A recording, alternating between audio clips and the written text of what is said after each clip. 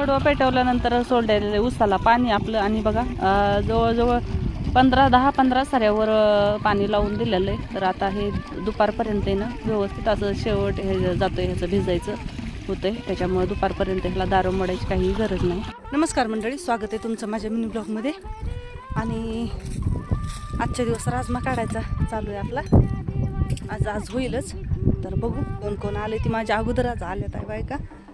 तर बघू कोण कोण आले कोण कोण नाही. ती इथं सावलीलाच कळशी ठेवू पाण्याची आणि जाऊ त्यांच्याकडे. त्यांनी पाता धरल्यात. तर मी पण जाते.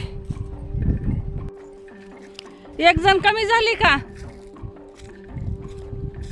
होईल का मग आता आपल्याला?